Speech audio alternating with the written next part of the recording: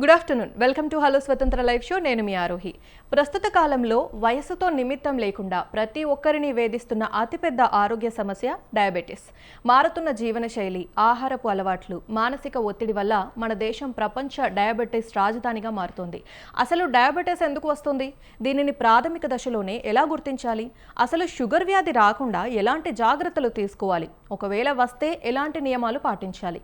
ఈ అంశాలపై మనకు అవగాహన కల్పించడానికి, మీ సందేహాలను నివృత్తి చేయడానికి ఈరోజు మన స్టూడియోలో ఉన్నారు ప్రముఖ diabetologist doctor L Suresh Goud గారు. ఆయనతో మాట్లాడి మరిన్ని విషయాలు తెలుసుకుందాం.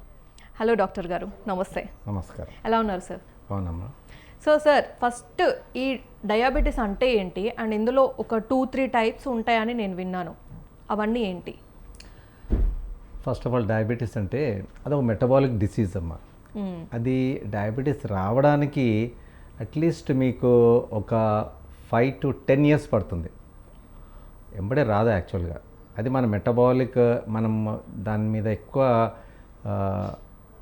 ప్రాబ్లమ్స్ క్రియేట్, మన బాడీ పైన ఎక్కువ ప్రాబ్లమ్స్ క్రియేట్, ఏ విధంగా ప్రాబ్లమ్స్ క్రియేట్ చేస్తే డయాబెటీస్ వస్తుందో ఈ మధ్య కాలంలో వచ్చేవన్నీ కూడా స్ట్రెస్ రిలేటెడ్, నిద్ర సరిలేకపోవడము, తర్వాత హై గ్లైసెమిక్ ఫుడ్స్ తీసుకోవడము, తర్వాత ఇట్లా అనేక రకాల కారణాలు ఉన్నాయి.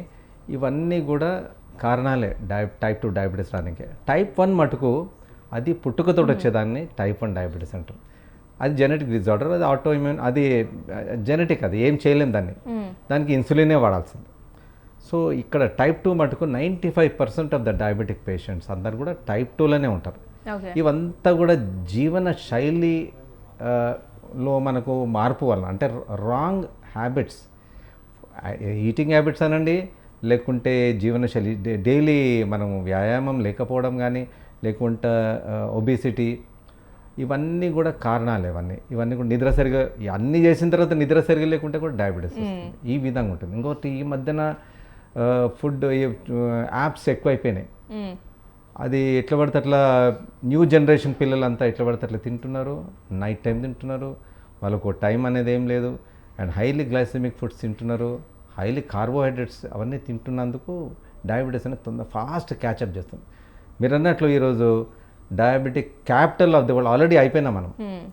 సో ఇది పొజిషన్. అంటే వాస్తవం చెప్పాలంటే నియర్లీ ఒక 1 in 5th person is diabetic or pre diabetic.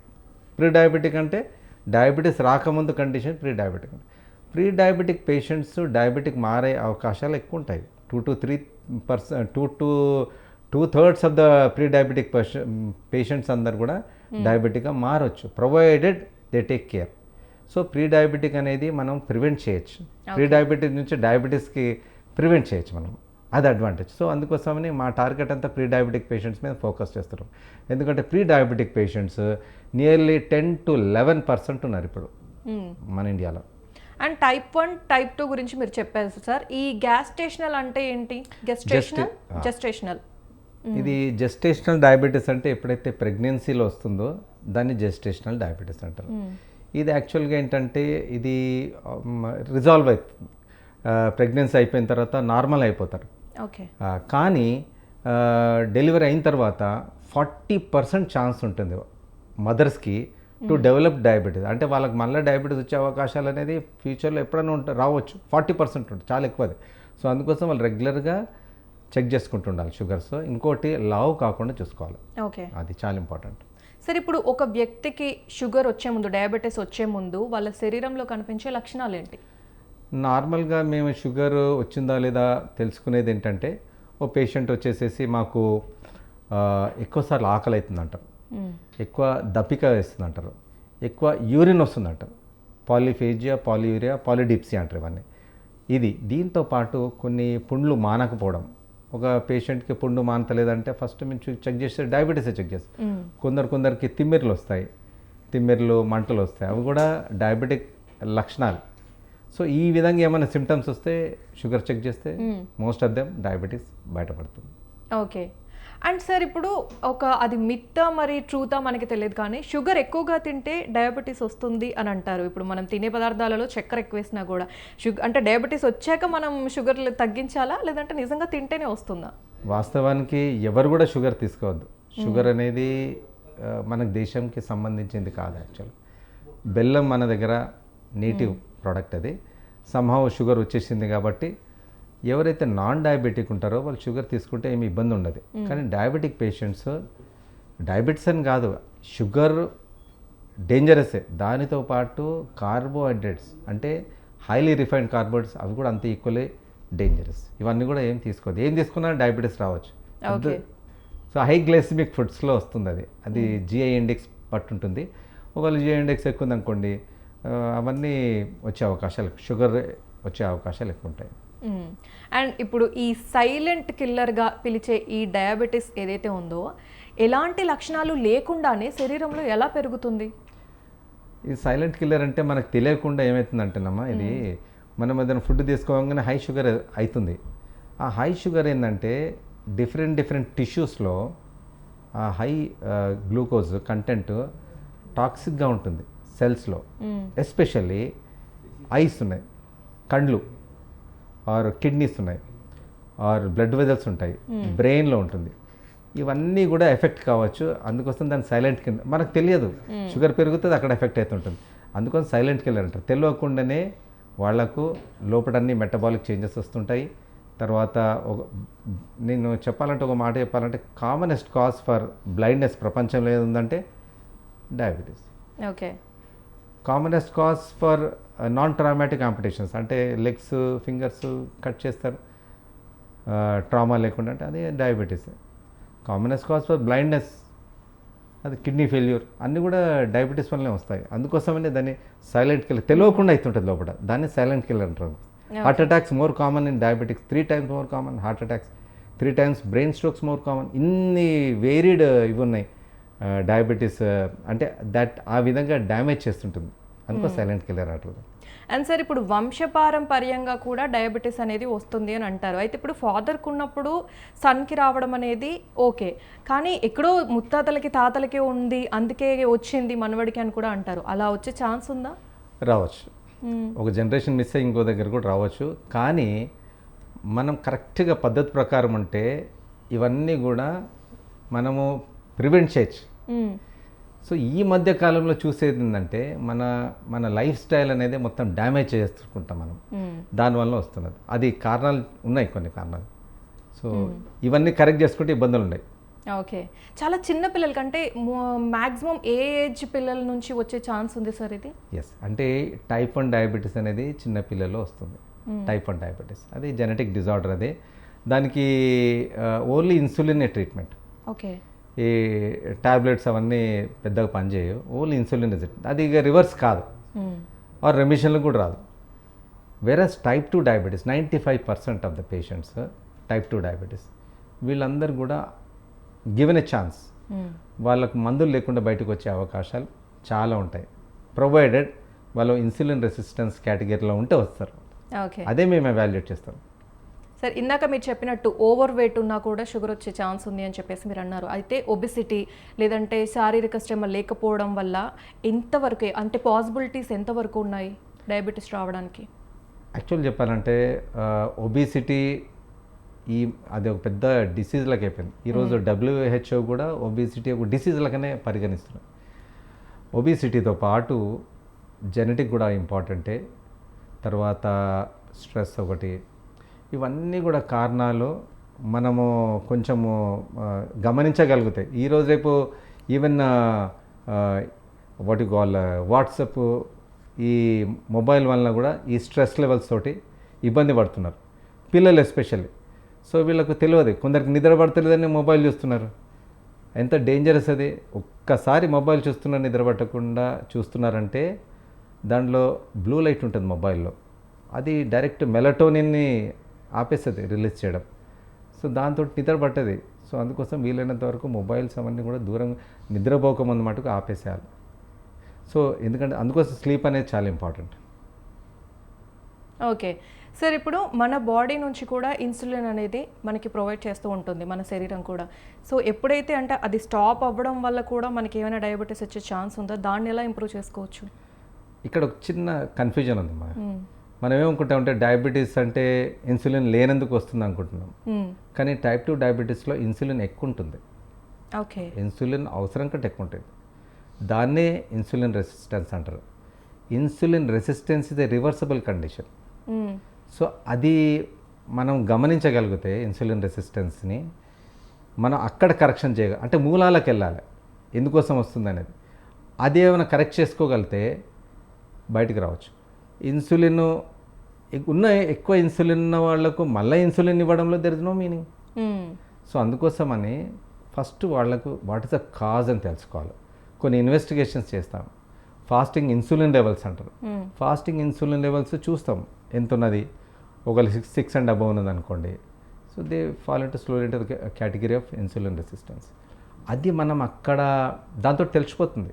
ఎందుకంటే ఇన్సులిన్ ఎక్కువ ఉంటే ఏమైపోతుందంటే మళ్ళీ ఫ్యాట్లకి మారిపోతుంది. అవును. అది ఎక్కడ మళ్ళీ స్టమక్లోనో అంటే అబ్డమెన్లోనో లేకుంటే ప్యాంక్రస్ చుట్టూ లేకుంటే లివర్ చుట్టూ అది పేరుకపోతుంది. మ్మ్. And that is one of the main reasons. Okay. అందుకోసం మేము అబ్డామెన్ని వేస్ట్ లైన్ చెక్ చేస్తాం, ఎందుకంటే ఫ్యాట్ డిపాజిషన్ అనేది ఎక్కువ అవుతుంది అక్కడ, దాని గురించి. మ్మ్.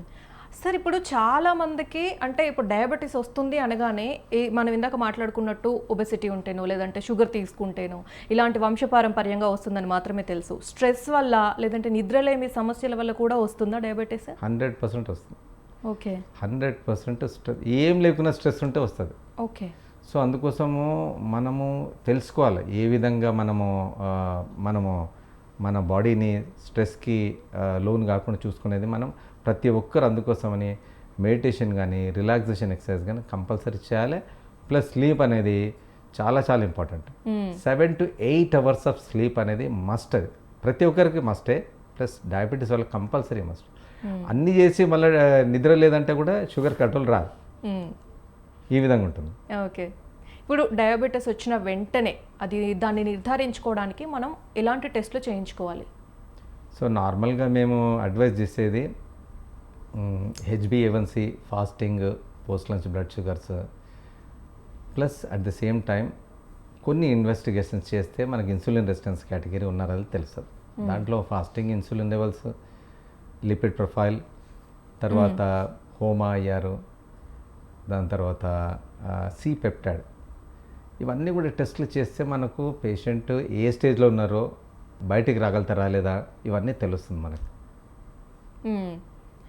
సార్ ఇప్పుడు మనం చిన్నప్పటి నుంచి అంటే జనరేషన్ ఏదైతే ఉందో ఎక్కువ రైస్ మీదే, ఈ మధ్య రైస్ ఎక్కువ తిన్నా డయాబెటీస్ వచ్చేస్తుంది అని అంటున్నారు. కానీ ఒకప్పుడు ఎక్కువ రైస్ మీదే డిపెండ్ అయి ఉండేవాళ్ళు, 3 పూటల రైసే తినేవాళ్ళు. సో మరి అప్పుడు పరిస్థితి ఎలా ఉండింది, ఇప్పుడు పరిస్థితి ఎలా ఉండింది? అది రైస్ అనేది ఓవర్ పీరియడ్ ఆఫ్ టైం కొంత మాడిఫై అయిపోయింది. I think this genetically modified. మనం ఇంతకుముందు తినే రైస్ 30 ఏళ్ళ 40 ఏళ్ళ ముందు వేరే ఉంది, ఇప్పుడు తినే రైస్ వేరే ఉంది. ఒకటి.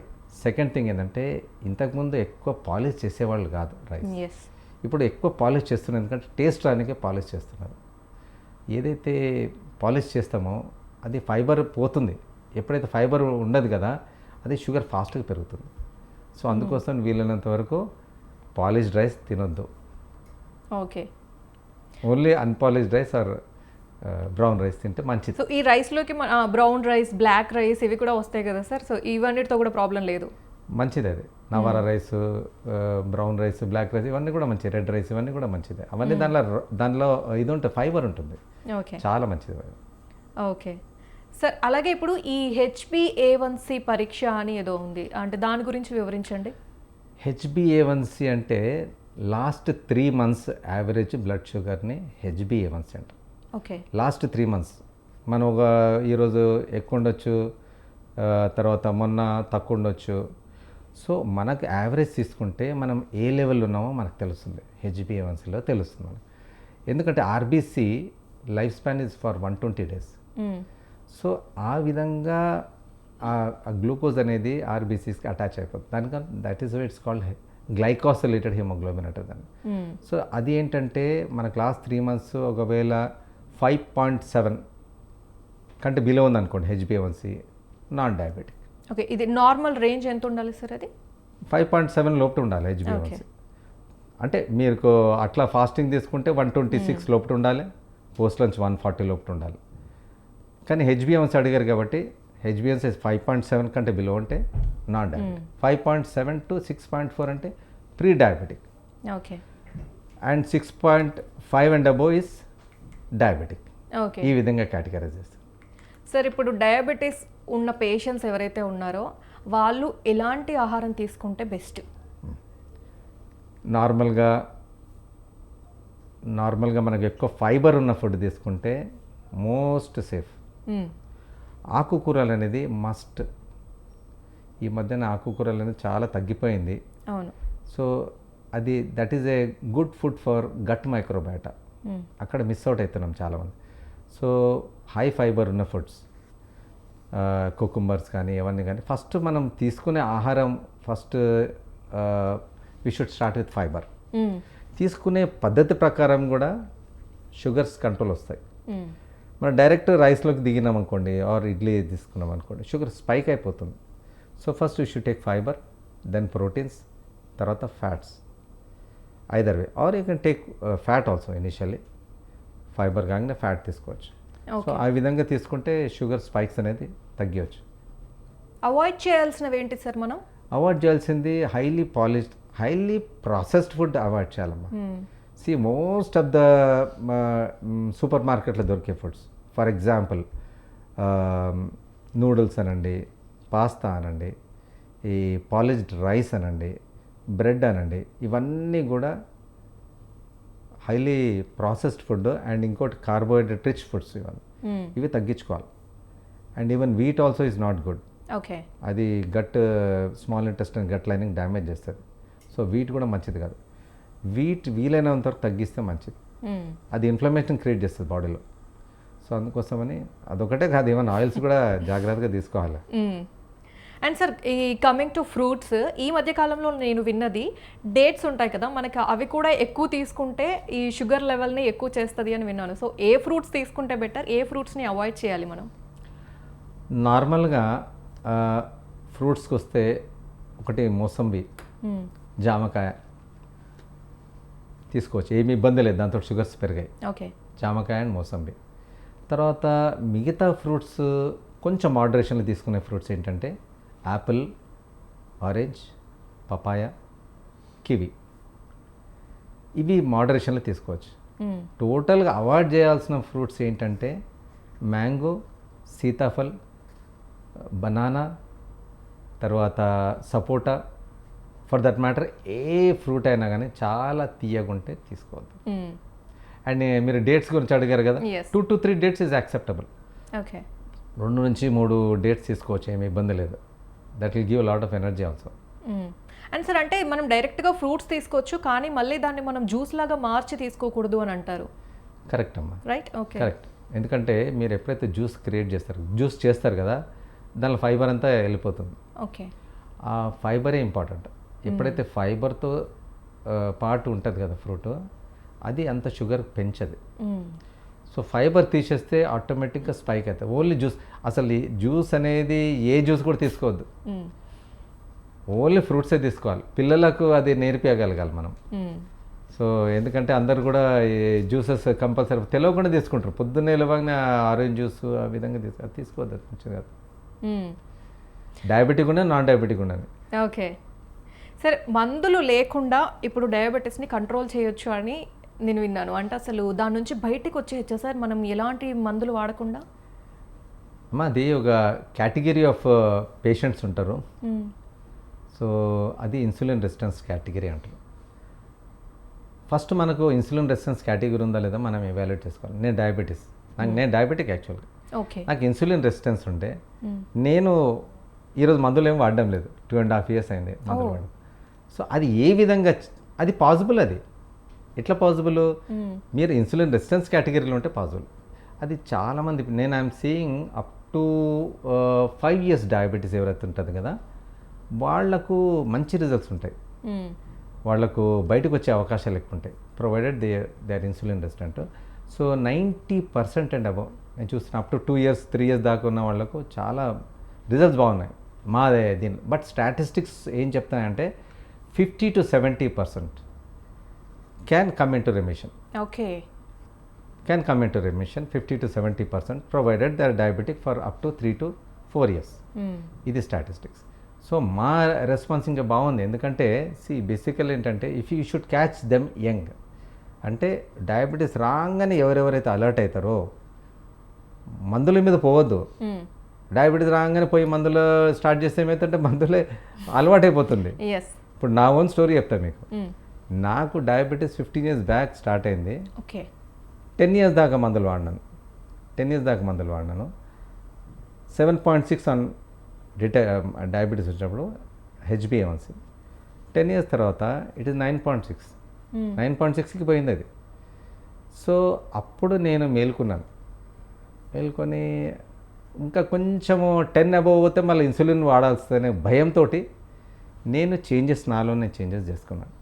ఈరోజు నా HbA1c 7.1. ఓకే. మెడిసిన్ ఆపేసాకనా sir? Without medicines it is possible provided మీరు అది ప్రతి పేషెంట్ ఎవాల్యుయేట్ చేయాలి. డైరెక్ట్ మెడిసిన్స్ మీద పోతే ఏమవుతుందంటే నేను మెడిసిన్స్ వాడాను. నేను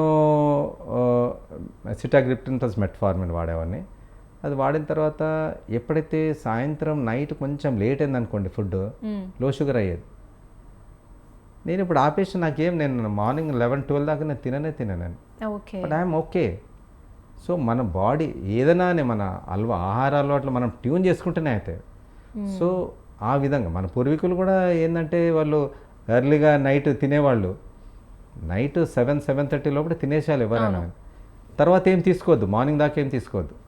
సో వాటర్ ఎక్కువ తీసుకోవాలి. ఇవన్నీ కొన్ని పాటించగలిగితే anyone can come out of diabetic medications. Not a big issue. Yes.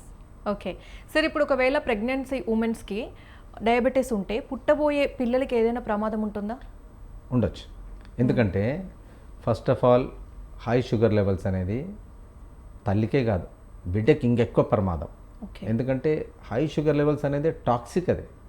అది గ్లూకోటాక్సిసిటీ. అది ఏంటంటే ఆ టిష్యూస్ని ఎఫెక్ట్ చేసే అవకాశం.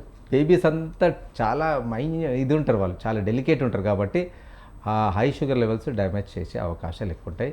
ఒకసారి ఎనీథింగ్ కెన్ హ్యాపెన్. అందుకోసం పిల్లలు మీరు చూడండి, ప్రెగ్నెంట్ ఉమెన్ ఎవరికైతే డయాబెటీస్ వస్తుంది కదా, పిల్లలు కొంచెము ఎక్కువ వెయిట్లో పుడతారు. ఓకే. ఎక్కువ వెయిట్ తోటి పుడతారు డయాబెటిక్ మదర్స్. సో ఎందుకంటే అది ఆల్ మెటబాలిక్ అదంతా. సో ఇప్పుడు సార్ చివరగా డయాబెటీస్ బారిన పడకుండా ఉండడానికి యువతకి మీరిచ్చే సలహా ఏంటి? ఫస్ట్ థింగ్ ఏంటంటే BMI, okay, body mass index అనేది మీరు వీలైనంత నార్మల్ రేంజ్కి పెట్టుకుంటే బాగుంటుంది. Don't allow it to go beyond 25 first. అంటే ఒబేసిటీ రావద్దు ఫస్ట్ థింగ్ అది. సెకండ్ థింగ్, ప్రతి ఒక్కరు ఎక్సర్సైజ్ చేయాలి. ప్రతి ఒక్కరు, ఇది no one is exception on that. మూడోది, అందరు కూడా నిద్ర సరిగా అనేది చాలా చాలా ఇంపార్టెంట్.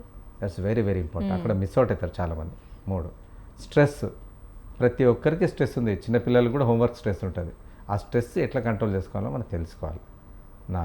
తర్వాత వాటర్ ఇంటేక్ అట్లీస్ట్ ఒక 3 to 4 liters అన్న మినిమం తీసుకోవాలి. ప్రతి ఒక్కరు తీసుకోవాలి. తర్వాత ముఖ్యమైన అన్ని దానికంటే ముఖ్యమైనది ఏంటంటే low glycemic foods.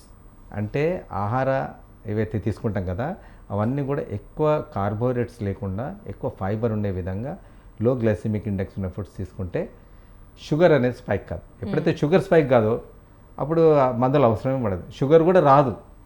Okay. So ఈ విధంగా మనం అంత డ్యామేజ్ అయిన తర్వాత మనం మేల్కుంటే లాభం లేదు. సో అందుకోసం ముందే జాగ్రత్త పడితే లైఫ్ స్టైల్ చేంజెస్ చేయాలి. Done. Thank you sir. So diabetes గురించి డాక్టర్ ఎల్ సురేష్ గౌడ్ గారు ఎంతో విలువైన సమాచారాన్ని, సలహాలను మనకు అందించారు.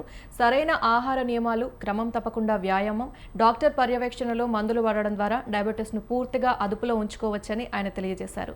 సో ఈరోజు మన షోకి వచ్చి షుగర్ వ్యాధికి సంబంధించిన సందేహాలను ఎంతో ఓపికగా నివృత్తి చేసినందుకు డాక్టర్ సురేష్ గౌడ్ గారికి thank you so much sir. So ఇది ఇవాల్టి హలో స్వతంత్ర లైవ్ షో. రేపటి హలో స్వతంత్రాలు మళ్ళీ కలుద్దాం. అంతవరకు చూస్తూనే ఉండండి స్వతంత్ర టీవీ.